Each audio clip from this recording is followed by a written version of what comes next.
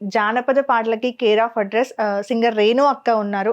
ఒకసారి అక్కతో మాట్లాడి మంచి మంచి పాటలు కూడా పాడించుకుందాము. అండ్ కొన్ని సాంగ్స్ కూడా పాడడం జరిగింది. కొన్ని రిలీజ్ అయినాయి, కొన్ని రిలీజ్ అవ్వలేదు తనవి.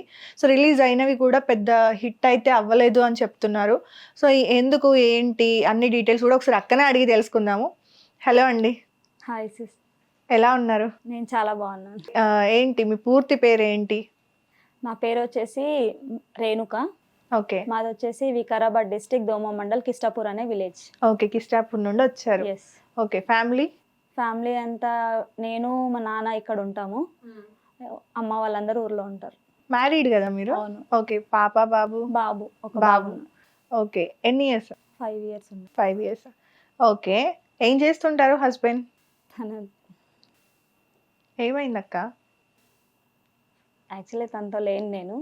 ఓకే. కొన్ని ప్రాబ్లమ్స్ వల్ల మా పేరెంట్స్తోనే ఉండాల్సి వచ్చింది. ఓకే. సెపరేట్ అయ్యారా?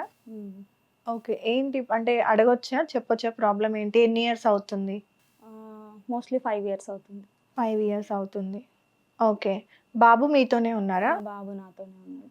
ఏంటి గొడవలకి అంటే విడిపోయేంత గొడవలు ఏం జరిగింది? గొడవలు అంటే యాక్చువల్లీ నాకు 2 బాబులు అనమాట. ఫస్ట్ బాబు కొంచెం మాది మెనరికం పెళ్ళి వల్ల బాబుకి జెనెటిక్ ప్రాబ్లం అయింది. సో ఆ బాబు కండిషన్ కొంచెం బాగుండేది కాదు. ఆ బాబు విషయంలో చిన్నగా కొన్ని గొడవలు స్టార్ట్ అయినాయి. అతనికి పెట్టలేక ఎక్స్పెన్సెస్ కొన్ని గొడవలు స్టార్ట్ అయినాయి. ఓకే. ఆరోగ్యానికి సంబంధించిన ఎక్స్పెన్సెస్. ఓకే. చాలా ఎక్కువ ఎక్స్పెన్సెస్ అయ్యేది అతనికి. సో అవి అతను పెట్టుకోలేకపోయిండు. ఆ విషయంలో కొంచెం మెడిసిన్స్ అవి టైంకి దేక అట్లా చిన్న చిన్న గొడవలు నేను పట్టించుకొని చూడను, ఇతని వల్ల ఏం యూజ్ లేదు, ఎప్పటికైనా ఇంతే, ఇతను పెట్టాల్సిందే తప్పించి వేరే ఏం యూజ్ లేదు అన్నట్టు మాట్లాడారు. ఆ విషయంలో చిన్న చిన్నగా గొడవలు అయినాయి. ఆ తర్వాత కొంచెం ఓకే, బట్ మళ్ళీ చిన్న బాబు పుట్టినాక కూడా కొంచెం అట్లానే సిచ్యువేషన్ అనమాట. రొటీన్గా ఉన్నాడు అతను, మారలేదు. అంటే చిన్న బాబు హెల్దీగానే ఉన్నాడా? హెల్దీగా ఉన్నాడు. ఇప్పుడు బాబు పుట్టినప్పటి నుంచి కూడా ఇప్పటివరకు అసలు అతన్ని చూడలేదు. ఏదో ఫొటోస్లో వీడియోస్లో చూడడం తప్పించి డైరెక్ట్గా ఒక్కసారి కూడా కలవలేదు, చూడలేదు బాబుని. ఓకే. అంటే లీగల్గా డివోర్స్ అయిపోయిందా లేదంటే లేదు, అవ్వలేదు. బట్ అతను వేరే మ్యారేజ్ అయితే చేసుకున్నాడా? ఓకే. అంటే మీకు డివోర్స్ ఇవ్వకుండా తను మ్యారేజ్ చేసుకోవడం ఏంటి?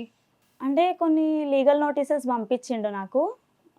అవి కొంచెం నేను రిటర్న్ నోటీస్ ఏం పెట్టలేదు. దాంట్లో మెన్షన్ చేసిండు అనమాట, రాకపోతే నేను వేరే మ్యారేజ్ చేసుకుంటా అన్నట్టు.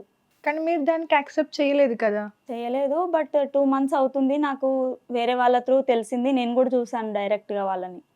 అట్లా తెలిసిందన్నమాట వేరే. సో ఇప్పుడు 2 బాబులను కూడా మీరే చూసుకుంటున్నారా? లేదు, ఒకటే బాబు ఉన్నాడు. ఆ బాబు 5 years ఉన్నప్పుడు ఎక్స్పైర్ అయిపోయాడు. ఓకే. అప్పుడైనా వచ్చాడా? చెప్పాము midnight 2 o'clockకి బాబు ఎక్స్పైర్ అయితే నెక్స్ట్ డే మధ్యాహ్నం 1 o'clock వచ్చిండు అతను. అది కూడా వాళ్ళ ఊర్లో వాళ్ళని తీసుకొని ఆ టైంలో వచ్చిండు. అది కూడా బేబీ బాడీని తీసుకెళ్ళిపోతా అని వచ్చిండు. నేను ఏంటంటే ఇవ్వలేదు. ఇన్ని రోజుల నుంచి వాడి ఎక్స్పెన్సెస్, మెడిసిన్స్ అన్నీ నేను చూసుకున్నా, కేర్ తీసుకున్నా. ఇప్పుడు ఎందుకు ఇస్తా ఈ లాస్ట్ మూమెంట్లో, నేను ఇక్కడే చేసుకుంటా అని చెప్పిన. ఇంకా కొన్ని గొడవలు అయినాయి, కొట్లాటలు అయ్యి ఇంకా వెళ్ళిపోయాడు. మళ్ళీ రాలేదు. బాబు బతికి ఉన్నప్పుడు మాత్రము ఈయన వల్ల లాభం లేదని చెప్పి చనిపోయినాక నేను తీసుకెళ్తాను అంటే ఏం అర్థం దానికి? ఏదో వాళ్ళు వీళ్ళు అన్నారు అని చెప్పేసి జస్ట్ ఫార్మాలిటీ కోసం తీసుకెళ్తాను వచ్చిండు అతను, కానీ ఏదో ఇష్టంతో రాలేదు నా బాబు అని.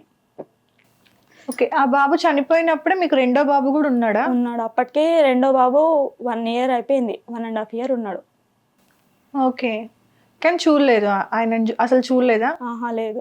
ఈ బాబు కోసం కూడా కనీసం అడగలేదా మిమ్మల్ని, బాబుని చూస్తాను కలుస్తాను అని కూడా? లేదు, ఎప్పుడు అడగలేదు అసలు. వేరే వాళ్ళ త్రూ ఇన్ఫర్మేషన్ కనుక్కున్నది కూడా నాకు తెలియదు ఇప్పటివరకు అయితే. 5 years ఉన్నాడు నా బాబు. ఇప్పుడు కొన్నిసార్లు ఏంటంటే మహిళా మండలికి నన్ను పిలిపేయడం అది ఇది చేసిండు. అంటే నన్ను రమ్మని చెప్పడానికి. కానీ ఆయన చేతిలో ఏంటంటే కొన్నిసార్లు గొడవల వల్ల నేను 2 times చనిపోయేదాన్ని బతికినా అనమాట. అట్లా అంటే కొట్టడం స్టార్ట్ చేస్తే ఆ మనిషి ఏమవుతుందని ఆలోచించే వ్యక్తి కాదు అతను. అట్లా ఉండే సిచ్యువేషన్ నాది. అందుకని చెప్పి నాకు భయం వేసి నేను మహిళా మండలిలో కంప్లైంట్ ఇచ్చినప్పుడు కూడా డిఎస్పీ నాతో మాట్లాడితే ఒకే మాట చెప్పిన, నేను అక్కడికి వెళ్ళినాక నేను బ్రతికుంటా అని మీరు గ్యారంటీ నాకు రాసిస్తే నేను ఇప్పుడే వెళ్ళిపోతా అని చెప్పిన. వాళ్ళు నాపైనే వదిలేసిరు. ఇంకా ఆ అమ్మాయి ఇలా చెప్తుంది, తన్ని కన్విన్స్ చేసుకొని తీసుకెళ్తావా నీ ఇష్టం, ఆ అమ్మాయి రాదంటే మేము ఏం చేయలేము అనే మాట చెప్పిర్రు. అతను అప్పుడు కూడా కొంచెం ఏంటంటే కొంచెం నెగిటివ్గా మాట్లాడిండు.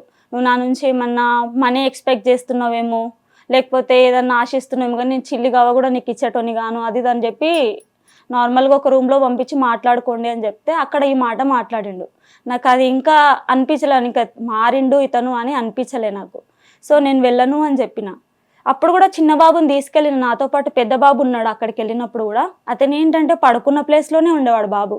అసలు లేవడం కానీ ఏం తెలీదు, జస్ట్ చూపు ఒక్కటే బాగుండే బాబుది. నార్మల్గా పడుకున్న దగ్గర అన్నీ ఇంకా తినిపించడం కానీ, తాగిపించడం కానీ, మెడిసిన్స్ వేయడం కానీ, పడుకున్న దగ్గర నుంచి పైనకి తీసుకోవాలి, మళ్ళీ పడుకోబెట్టాలి, అంతే ఆ సిచ్యువేషన్ బాబు. అంటే కాళ్ళు చేతులు కూడా మాట ఉండేదా? లేదు, జస్ట్ చిన్న చిన్న సౌండ్స్ అంతే. ఓకే, అంతకు మించి ఇంకేం లేదు. ప్రాణం ఉంది అని అన్నట్టుగా అనుకోవచ్చు. ఉన్నాడు అంటే ఉన్నాడు బేబీ అంతే, ఇంకా అంతకు మించి ఏం లేదు. ఎందుకని అంటే మీకు మేన భావనైనా సొంతంగా? బావ కాదు, మేనమామ వరుస అనమాట. మేనమామ వరుస అంటే నార్మల్ గా మన సైడ్ తెలంగాణ అంటే ఈ జెనెటిక్ ఇవన్నీ మాట్లాడుకుంటే కూడా ఒక 3 generations లేదంటే 4 generations తర్వాత ఇలాంటి అంటే కంటిన్యూ అన్ని జనరేషన్స్ పెళ్లి చేస్తే 3rd generation లేదా 4th generation వాళ్ళకి ఇలాంటి ప్రాబ్లమ్స్ వస్తాయి అని అంటారు. సో వాటి వల్లనేనా? దీని వచ్చేసి 2nd generation అనమాట. మా అమ్మమ్మ, ఎవరైతే మా అమ్మ వాళ్ళ అమ్మ ఉన్నారో వాళ్ళ చెల్లెలు కొడుకు అనమాట ఇతను. సో మా అమ్మ వాళ్ళ పిన్ని కొడుకు ఆ వరుస నాకు. అట్లా మ్యారేజ్ అయ్యింది. తను చిన్న ఉన్నప్పటి నుంచి ఆమెనే చేసుకుంటా అని చెప్పి ఫోర్స్ చేసి చెప్పేటప్పటికి సరే. మా అమ్మ వాళ్ళు కూడా నా పెళ్ళి, ఇంట్లో పెద్దదాన్ని నేను, నా తర్వాత 2 చెల్లెళ్ళు, తమ్ముడు ఉన్నాడు. ఇంకా ఈ అమ్మాయి పెళ్ళి ఇంకెప్పుడు చేసుకుంటే, ఊర్లో వాళ్ళు వీళ్ళు అనడం, 3 పిల్లల్ని పెట్టుకొని ఆడపిల్లల్ని ఇంకెప్పుడు పెళ్లి చేస్తావు అది ఇది అని చెప్పి మాటలు అనేసరికి మా అమ్మ ఇతనికే చేస్తాను అది ఇది అని చెప్పింది. సరే అని యాక్సెప్ట్ చేసిన, మ్యారేజ్ అయింది.